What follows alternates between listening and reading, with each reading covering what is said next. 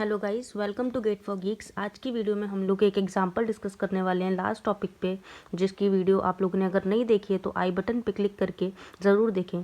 आज की वीडियो में हम लोग क्वेश्चन सॉल्व करेंगे जिसमें हमें number of cross edges, back edges and forward edges बतानी है एक टीएफटी में। तो चलिए स्टार्ट करते हैं। जैसा कि आपको दिख रहा है यहाँ पे मैंने एक ग्राफ बनाया हुआ है। अब सबसे पहले जैसा मैंने बताया था लास्ट वीडियो में, हमको डीएफटी बनाना होगा या बीएफटी बनाना होगा। तो ये इस क्वेश्चन में हम लोग डीएफटी बना के सॉल्व करने वाले हैं। तो चलिए डीएफटी बना लेते हैं इस ग्राफ का।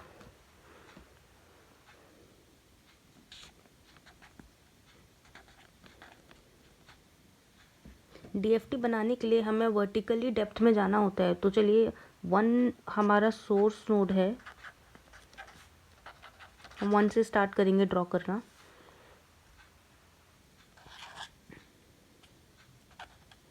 अब 1 के बाद मेरे पास 3 ऑप्शन है, इसके चाइल्ड नोड 3 है, 2, 5 and 8, but I will choose 2। Guys, जैसा कि मैंने बताया था कि एक ग्राफ के मल्टीपल डीएफटीज बन सकते हैं और उसी के बेसिस पे फिर हमारे क्रॉस एज कौन सी होगी, फॉरवर्ड एज कौन सी होगी, ये वेरी करेगा। तो हमें यहाँ पे मैं एक ये वाला डीएफटी बना के दिखाऊंगी। आप दूसरा डीएफटी बनाएंगे तो आपका आंसर डिफर कर जाएगा। इस वीडियो में से हम कंसेप्ट समझेंगे कोई एक पर्टिकुलर डीएफटी बना के। तो 2 के बाद I will go to 3 then 4।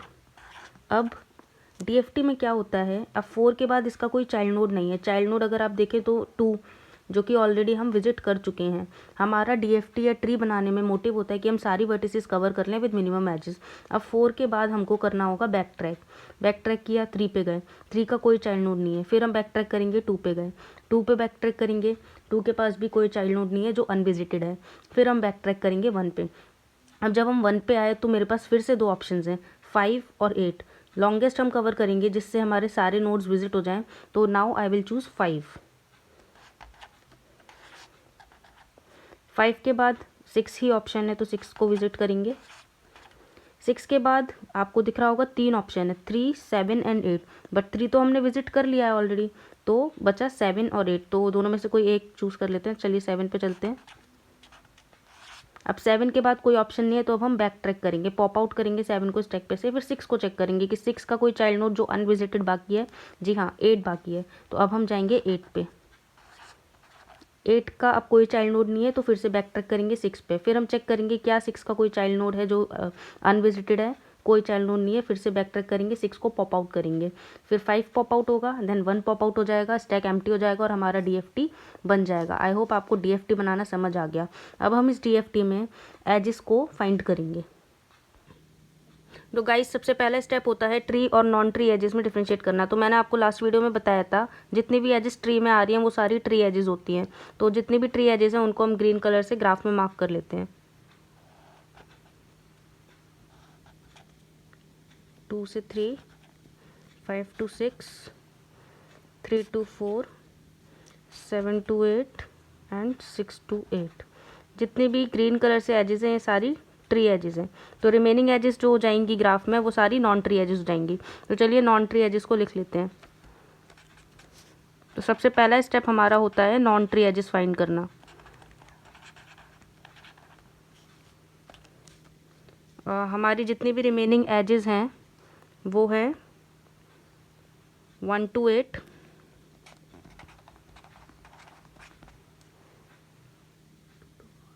6 to 3 and 4 to 2।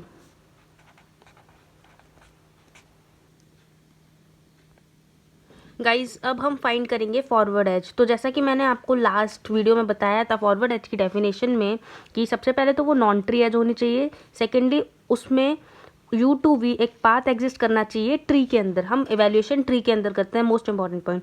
तो नॉन ट्री एजेस जैसा कि अभी अभी हमने लिखा ये ही 3 है, तो हम इन्हीं 3 में से चेक करेंगे कौन सी फॉरवर्ड एज हो सकती है। तो 1 to 8 हमें ट्री में देखना है, ग्राफ में नहीं देखना। ट्री में क्या 1 to 8 पाथ एग्जिस्ट करता है? जी हाँ, 1 से हम 8 तक आ सकते हैं। तो ये हमारी फॉरवर्ड एज हो जाएगी। तो अगर हम फॉरवर्ड एज लिखें तो 1 to 8 हमारी फॉरवर्ड एज हो गई। ओके, क्या 6 to 3 फॉरवर्ड एज हो सकती है? तो सबसे पहले ये नॉन ट्री एज है, फर्स्ट कंडीशन सेटिस्फाइड। अब आप देखेंगे ट्री में क्या 6 से 3 आने का आपके पास पाथ एग्जिस्ट करता है? जी नहीं। आप जब 6 पे खड़े हैं तो आपके पास 3 पे जाने के लिए कोई भी डायरेक्टेड एजेस नहीं है, तो ये हमारी फॉरवर्ड एज नहीं होगी। 4 to 2 चेक करते हैं। ग्राफ में 4 to 2 जाने का पाथ एग्जिस्ट करता है, तो आप बोलेंगे कि ये फॉरवर्ड एज होगी। बट जैसा कि मैंने अभी बताया कि हमें ट्री में चेक करना होता है, ग्राफ में चेक नहीं करना होता है। तो 4 से 2 जाने का ग्राफ में पाथ एग्जिस्ट नहीं करता है, तो ये भी फॉरवर्ड एज नहीं होगी। फॉरवर्ड एज को ब्लू से मार्क कर देते हैं।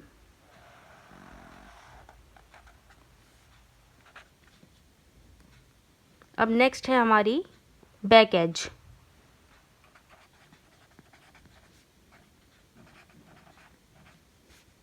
गाइस बैक एज की डेफिनेशन मैंने आपको बताई थी सेम। ये पहले तो नॉन ट्री एज होनी चाहिए, और अगर U to V हमारी एज है तो ट्री में V हमारा एंसेस्टर होना चाहिए U का। तो गाइस 1 to 8 तो फॉरवर्ड एज हो गई। अब हम चेक करेंगे 6 to 3 और 4 to 2 के लिए।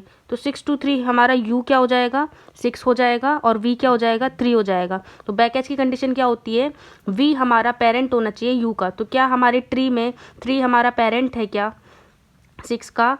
तो अगर अब हम ट्री चेक करें तो जी नहीं, ये दोनों सिबलिंग्स हैं। जैसा कि मैंने आपको लास्ट वीडियो में भी बताया था, ये दोनों, इनका अगर हम ऊपर मीट करेंगे तो इनका पेरेंट कॉमन आ रहा है। अगर सेम पेरेंट के 2 नोड हैं तो वो सिबलिंग्स होते हैं, वो एक दूसरे के एंसेस्टर नहीं हो सकते हैं। इसका मतलब 6 to 3 हमारी बैक एज नहीं हो सकती है। अब हम चेक करेंगे 4 to 2। 4 to 2 same. अब हमारा U क्या है? 4 है, और V क्या है? 2 है। तो अब हमें ट्री में चेक करना है कि क्या V हमारा पेरेंट है 4 का। तो अगर हम देखें तो हाँ, बहुत ही क्लियरली 2 हमारा एंसेस्टर है नोड 4 का। हमारे चेन में 2 ऊपर आ रहा है 4 से, तो ये वाली जो एज है 4 to 2 हमारी हो जाएगी back edge.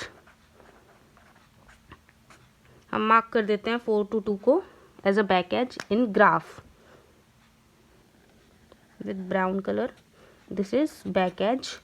Now very clearly हमारी जो क्रॉस एज है, चेक कर लेते हैं क्या हमारी रिमेनिंग जो एज है ये हो गई, ये हो गई क्या? 6 to 3 हमारी क्रॉस एज है। तो गाइज डेफिनेशन देख लेते हैं एक बार। क्रॉस एज की डेफिनेशन सेम वही। सबसे पहली कंडीशन नॉन ट्री एज होनी चाहिए। Second condition U to V अगर हमारी एज है ग्राफ में नॉन ट्री, तो which connects 2 nodes such that neither of them is ancestor of each other. वो दोनों एक दूसरे के एंसेस्टर नहीं होने चाहिए। किसमें? ट्री के अंदर, नॉट इन ग्राफ। तो 6 और 3 2 नोड्स हैं। अगर आप ग्राफ में देखेंगे तो ग्राफ में देख के आप बोलेंगे जी हाँ, ये तो एक दूसरे के एंसेस्टर हैं। 6 से 3 जाने का पाथ है, और 6 हमारा पेरेंट लग रहा है ग्राफ में देख के 3 का, बट नहीं। मोस्ट इम्पॉर्टेंट चीज़, इवैल्यूएशन हम ट्री पे करते हैं। तो क्या हमारे पास 6 और 3 एक दूसरे के एंसेस्टर हैं? 6 और 3 एक दूसरे के एंसेस्टर नहीं हैं, और ये वाली कंडीशन जो है क्रॉस एज के लिए सेटिस्फाई हो रही है।